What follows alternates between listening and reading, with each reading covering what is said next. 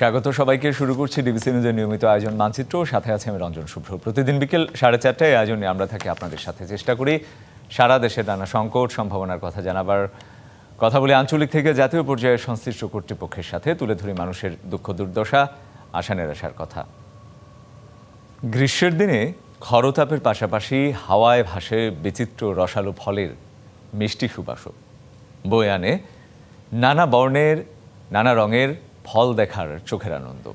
ঋতুচক্রের পরিক্রমায় এখন চলছে সেই গ্রীষ্মকাল। দেশীয় ফলের রসনা বিলাসী মধুমাস জ্যৈষ্ঠ। গাছে গাছে ঝুলছে আম, জাম, লিচু, কাঁঠাল সহ বাহারি সব ফল। দোকানে দোকানে দেখা যাচ্ছে দেশি ফলের পসরাও, এবং সেগুলো কিনতে ক্রেতারাও ভিড় করছেন। অর্থাৎ বাঙালির জীবনে মধুমাসের যেই আনন্দ, যে আবহ, যে ঘ্রাণ, সেটি ভালোভাবে এসেছে। ফলের ঘ্রাণে জ্যৈষ্ঠ মাস হয়ে উঠেছে মধুময়।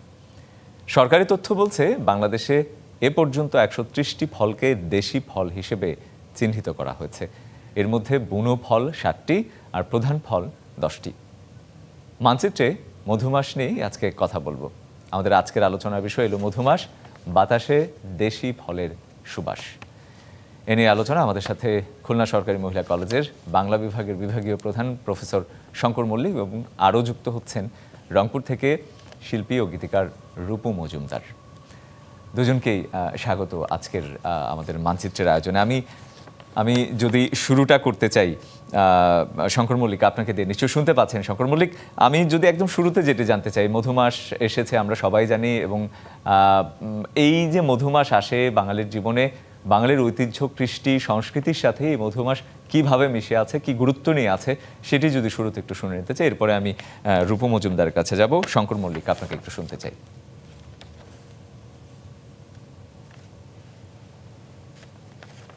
ধন্যবাদ আপনাকে। আসলে আমরা অতি সম্প্রতি এটা বলছি যে মধুমাস অর্থাৎ জ্যৈষ্ঠ মাস, আজকে জ্যৈষ্ঠ মাসের প্রথম দিন। তো প্রকৃতপক্ষে আসলে মধুমাস বলতে কিন্তু আমরা বুঝি বা আমরা জানি, এটি অভিধানও বলছে বা এটি প্রচলিত দীর্ঘকাল ধরে, যে চৈত্র মাসকেই কিন্তু মূলত বলা হয় মধুমাস। কেননা সেই মাসেই আমাদের কবি সাহিত্যিকরা, বিশেষ করে মধ্যযুগ থেকে শুরু করে আধুনিক যুগে রবীন্দ্রনাথ থেকে শুরু করে সবাই কিন্তু কবিতার মধ্যে মধুমাস বলতে চৈত্র মাসকে বোঝাচ্ছেন। তার বিশেষত্ব কারণ হচ্ছে যে এটি যে বসন্তকালের শেষ মাস, এবং তখন ফুল ফোটে, চারিদিকে মধু আহরণ করে, এবং এটি প্রেমেরও একটি সময়, মানুষের হৃদয়ে একটি নতুন বার্তা আনে। এরকম একটি ব্যাপার কিন্তু আসলে অভিধানেও আছে। কিন্তু আমরা অতি সম্প্রতি জানি যে মধুমাস বলতে জ্যৈষ্ঠ মাসকে আমরা বুঝছি, কারণ এই সময়ে আমাদের সবচেয়ে সুন্দর ফল অর্থাৎ মিষ্ট ফল, যেমন আম, জাম, কাঁঠাল, লিচু সহ এই যে মিষ্ট ফল, এই ফল জ্যৈষ্ঠ মাসে ওঠে এবং আমরা সে মাসে সেই খাই। যেমন জসীমউদ্দিনের কবিতাতে তো আছে যে পাকা জামের মধুর রসে রঙিন করি মুখ। তো সে কারণেই আমরা আজকাল বলছি যে মধুমাস হচ্ছে জ্যৈষ্ঠ মাস। তো ঠিক এই মাসেই আমরা দেখছি যে এই গ্রীষ্মের প্রচণ্ড দাবদাহ, কিন্তু আমাদের সেই দাবদাহের মধ্যেও আমরা চারিদিকে শুকনো খটখটে অবস্থা, কিন্তু আমরা পাচ্ছি প্রকৃতি থেকে সবচেয়ে রসালো ফল, যেমন আম, যেমন কাঁঠাল, যেমন লিচু, এই সমস্ত ফলগুলো কিন্তু আমরা পাচ্ছি। যে কারণে আমরা স্বাভাবিকভাবে এটা বলছি যে এটি হচ্ছে আমাদের মধুমাস। এবং প্রকৃতিতে যে ফলগুলো আমাদেরকে উপহার দিচ্ছে প্রকৃতি, সেগুলো সত্যি সত্যি আমাদেরকে খুবই আনন্দিত করছে, মুগ্ধ করছে। চারিদিকে মৌমাছির আনাগোনা, তারাও কিন্তু এই সেই মিষ্টি ফলের রস তারাও গ্রহণ করছে। ফলে এই সব মিলিয়ে এই আমাদের যে বছরের যে প্রথম বাংলা বছরের যে প্রথম যে ঋতু, গ্রীষ্ম ঋতু, তার দ্বিতীয় মাসেরটাকে আমরা আজকাল বলছি মধুমাস। জি, তো জি। সেই মাসের কারণটা হচ্ছে ওইটাই যে আমাদের মধুরতম যে ফল বা মিষ্টিতম যে ফল, সেই ফলের জায়গা থেকেই এটা আমরা বলছি জি, মূলত। শঙ্কর মজুমদার, এই হচ্ছে আমাদের শঙ্কর মল্লিক। জি, জি, আমি শুনবো নিশ্চয়ই আপনার কাছ থেকে আরো শুনবো মধুমাস নিয়ে, এই ফলের ঘ্রাণ নিয়ে, ফলের রূপ নিয়ে, সাহিত্যে, গানে সেই এই মধুমাস কিভাবে এসেছে সেটি জানতে চাইবো আপনার কাছে। কিন্তু তার আগে আমি একটু রূপ মজুমদারের কাছে যেতে চাই। রূপ মজুমদার দীর্ঘদিন ধরে সুরের চর্চা করছেন, মধুমাস নিয়ে একটু যদি আপনার কাছে শুনে একটি ছোট্ট করে একটি গানও শুনতে চাই আপনার কাছ থেকে মধুমাস নিয়ে।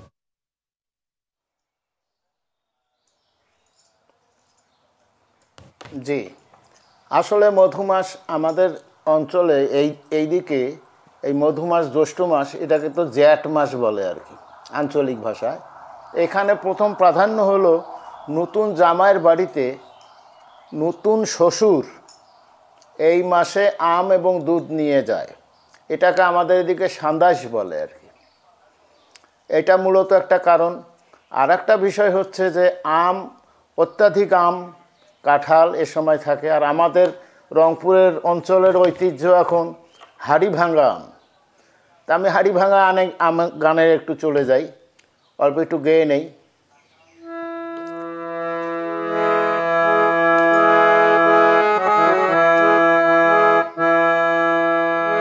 ওটে হাড়ি ভাঙা আম পাওয়া যায়, হাড়ি ভাঙা আম পাওয়া যায়, যার কোনো তুলনা নাই। চল বিয়ানি বদরগঞ্জ যাই, মোর বিয়ানি চল বিয়ানি বদরগঞ্জ যাই।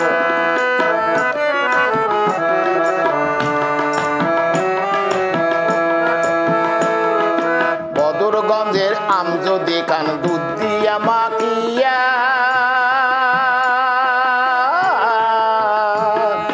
বদরগঞ্জের আম যদি খান দুধ দিয়া মাখিয়া, ওরে দুধ খাইলেন না মধু খাইলেন না পাইবেন বুঝিয়া রে। ওরে আম খাইলেন না মধু খাইলেন না পাইবেন বুঝিয়া রে। মোর বিয়ানি চল বিয়ানি বদরগঞ্জ যাই, মোর বিয়ানি চল বিয়ানি বদরগঞ্জ যাই।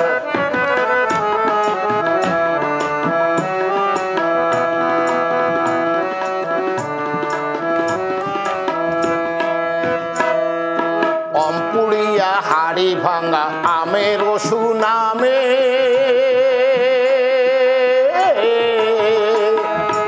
অম্পুড়িয়া হাড়ি ভাঙা আমের সুনামে, ওরে যাই হামাক দেখে নাই আলাও তাইও হামাক চেনে রে। ওরে যাই হামাক দেখে নাই আলাও তাইও হামাক চেনে রে। মোর বিয়ানি চল বিয়ানি বদরগঞ্জ যাই, মোর বিয়ানি চল বিয়ানি বদরগঞ্জ যাই।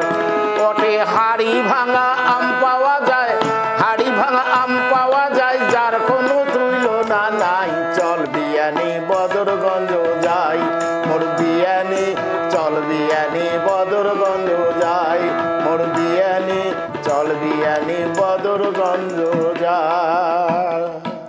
অসাধারণ রূপ মজুমদার। শুনবো নিশ্চয়ই আপনার কাছ থেকে আরো গান, এবং শঙ্কর মল্লিক আপনার কাছ থেকেও আমি মধুমাস বাংলা সাহিত্যে সংস্কৃতিতে কিভাবে আসলে এসেছে প্রাচীনকাল থেকে সেই বিষয়টি একটু জানতে চাইবো। দুজনেই থাকুন আমার সাথে। একটা বিরতি থেকে ফিরে এসে কথা হবে আপনাদের দুজনের সাথেই।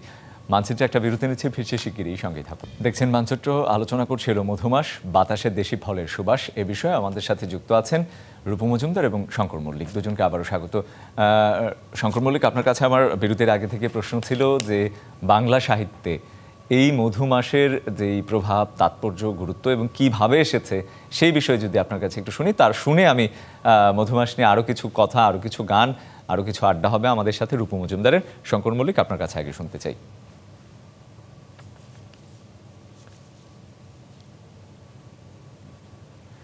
আপনি ঠিকই বলেছেন যে যেহেতু এই মাসটিকে আমরা বলছি মধু মাস, জ্যৈষ্ঠ মাস, তো আমাদের শিল্পে, আমাদের সাহিত্যে, আমাদের সংস্কৃতিতে তার একটি প্রভাব তো অবশ্যই আছে।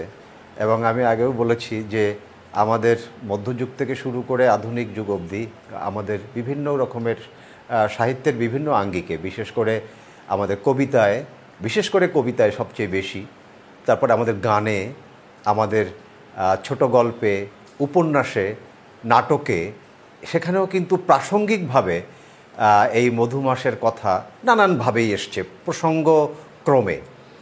আমরা জানি যে আমাদের 12 মাসের 13 পার্বণ বাঙালির জীবনে, ফলে এই সময়েও কিন্তু এই নতুন যে মধুময় ফল, যে মিষ্টি ফল যে এখন আমরা পাই, এটাকে কেন্দ্র করেও কিন্তু আমাদের কিছু আনুষ্ঠানিকতা, আমাদের কিছু সংস্কৃতি চর্চার জায়গা আছে। যেমন জামাই ষষ্ঠী একটি বিশেষ পর্ব, সেখানে জামাইকে আমন্ত্রণ করা হয় শ্বশুর বাড়িতে। সেখানে নানান রকমের এই যে মিষ্টি ফল, আম, জাম, কাঁঠাল, লিচু সহ অন্যান্য খাদ্য খাবার, কিন্তু এটি হচ্ছে মুখ্যত। একইভাবে আমি আগেও বলেছি যে দেখুন, গ্রামীণ জনসমাজে বিশেষ করে এই সব ফলের যে আদর এবং কদর, কেননা সেখানেই এগুলো উৎপাদিত হয়, সেখানকার মানুষের জীবনের সঙ্গে কিন্তু এগুলো খুব প্রত্যক্ষভাবে জড়িত। ফলে তাদের সংস্কৃতি চর্চায় ইভেন পল্লী কেন্দ্রিক, পল্লী জনসমাজ কেন্দ্রিক যে সাহিত্য, সেই সাহিত্যের মধ্যে কিন্তু এই ফলের কথাগুলো, মিষ্টি ফলের কথাগুলো কিন্তু প্রত্যক্ষভাবে এসেছে। যেমন বলছিলাম যে জসিমউদ্দিন আমাদের পল্লী কবি, তিনি বলছেন মামার বাড়ি কবিতা বিখ্যাত, আমরা ছোটোবেলা থেকেই পড়ছি ছড়া কবিতা, যে জ্যৈষ্ঠ মাসে মামার বাড়িতে, এই যে ঝড়ের দিনে মামার দেশে, আম কুড়াতে সুখ, পাকা জামের মধুর রসে রঙিন করি মুখ। এখন জামের রস কতটা মধুর, সেটি থেকে বড় কথা হচ্ছে ওটা তখন খেতে সব ভালো লাগে। এই ভালো লাগাটাই কিন্তু মধুর সঙ্গে তুলনীয় হয়ে গেছে। ফলে এভাবেই আমাদের গানে, কবিতায়, নাটকে এবং আমাদের জীবনের যে সংস্কৃতি চর্চা, আমাদের জীবন যাপনের যে একটি ব্যাপার, সেখানেও কিন্তু এইগুলো চলে এসছে। এবং আমাদের যে জীবনে, বিশেষ করে আমি খুলনা থেকে বলছি, আমাদের বৃহত্তর খুলনা অঞ্চলে যে সাতক্ষীরা, এখানে এখন নতুন করে আমের উৎপাদন হচ্ছে। আমরা জানি যে আমাদের এই ফলগুলো কিন্তু অনেকটা আঞ্চলিকভাবে তারা প্রভাব বিস্তার করে আছে। যেমন একসময় কি এখনও আছে রাজশাহী এবং চাঁপাইনবাবগঞ্জ, কিন্তু এখন সাতক্ষীরাতেও সেটি কিন্তু ফলছে অনেকভাবে। যেমন লিচু যদি আমরা বলি, আমরা দিনাজপুর, নাটোর এই দিকে যাই, কিন্তু আমরা সারা বাংলাদেশের মানুষ কিন্তু সেটা একটি বিশেষ অঞ্চলে উৎপাদিত হলেও সেটি কিন্তু সারা বাংলাদেশের মানুষ এই ফলগুলোর স্বাদ ছড়িয়ে গেছে। জি জি, এবং সেগুলো নিশ্চয়ই আয়োজনও বেড়েছে, কলেবরও বেড়েছে এবং সহজলভ্যও হয়েছে। অসংখ্য ধন্যবাদ শঙ্কর মল্লিক, আপনার কাছ থেকে শুনলাম আমরা। আমি একটু গানের মানুষ রূপু মজুমদারের কাছে যেতে চাই। তার কাছে গান শুনতে শুনতে মধুমাসের গানের সুরেই আমরা আসলে বিদায় নেব, কিন্তু তার আগে দর্শকদের কাছ থেকে একটু বিদায় নিয়ে যেতে চাই। এই ছিল আজকের মানচিত্র। আগামীকাল অন্য কোনো বিষয়, অন্য কোনো এলাকার অতিথিদের নিয়ে হাজির হব। ডিবিসি নিউজের সঙ্গেই থাকবেন। চলে যাচ্ছে গানে রূপু মজুমদার।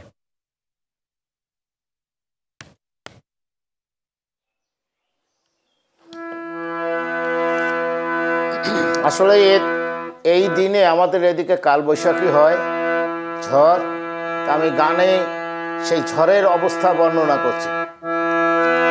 দেওয়ার হুরকে আইলো রে, আম কুড়ি বের যাই, কাঁচা আম পাকায়া হাম থুবের জাগা নাই। দেওয়ার হুরকে আইলো রে, ও দেওয়ার হুরকে আইলো রে, আম কুড়ি বের যাই, কাঁচা আম পাকায়া হাম থুবের জাগা নাই। দেওয়ার হুরকে আইলো রে।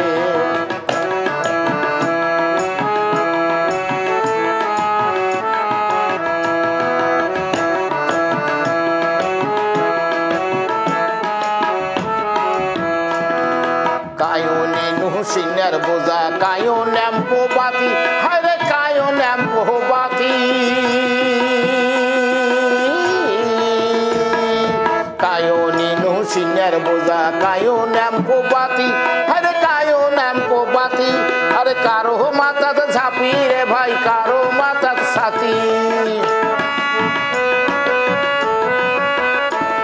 আরে কারো মাথাতে ঝাঁপি রে ভাই, কারো মাথাতে ছাতি। দেওয়ার হুরকে আইলো, ও দেওয়ার হুরকে আইলো রে, আম কুড়ি বের যাই, কাঁচা আম পাকায়া হাম থুবের জাগা নাই। দেওয়ার হুরকে আইলো।